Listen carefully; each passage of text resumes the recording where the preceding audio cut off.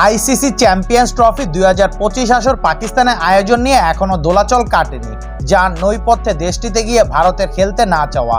ভারত এই টুর্নামেন্টও হাইব্রিড মডেলে খেলতে চায় বলে বিসিসিআইয়ের এক কর্মকর্তা বরাত দিয়ে কিছুদিন আগে জানিয়েছিল সংবাদ সংস্থা IANS। তবে এর মাঝেও পাকিস্তান নতুন প্রস্তাব নিয়ে হাজির হয়েছে। তারা ভারতের সব ম্যাচ লাহোরের এক ভেন্যুতে আয়োজন করতে চায়। গত 17 বছর পাকিস্তানের মাটিতে খেলতে যায়নি ভারতীয় দল। এর পেছনে রয়েছে দুই চিরপ্রতিদ্বন্দ্বী দেশের রাজনৈতিক বৈরী সম্পর্ক, যে কারণে 2023 এশিয়া কাপেও ভারতের ম্যাচ নিরপেক্ষ ভেন্যুতে রাখতে পাকিস্তানের সঙ্গে আয়োজন সত্তা ভাগাভাগি করে শ্রীলঙ্কা। একই হাইব্রিড মডেলে আসন্ন চ্যাম্পিয়ন্স ট্রফিও খেলতে চায় ভারত, আর এটি কিছুতেই হতে দিতে চায় না পাকিস্তান ক্রিকেট বোর্ড PCB।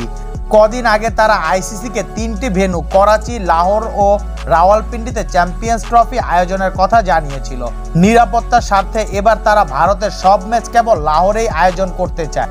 একই শহরে হবে টুর্নামেন্টের ফাইনালও। ক্রীড়াভিত্তিক ওয়েবসাইট ESPN ক্রিকেট ইনফো এক প্রতিবেদনে এমনটাই জানিয়েছে। তারা বলছে, এক শহরে ভারতের ম্যাচ আয়োজন করলে লজিস্টিক্স এবং ভ্রমণ কেন্দ্রিক নিরাপত্তাজনিত মাথা ব্যথা কমে যায় PCBর।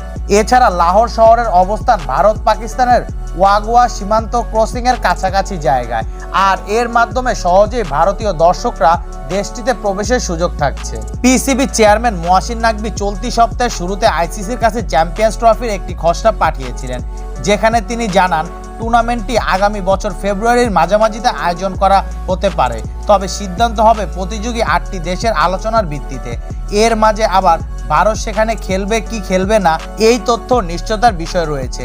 2008 এশিয়া কাপের পর থেকে আর কোনো ভারতীয় দল পাকিস্তানে সফর করেনি।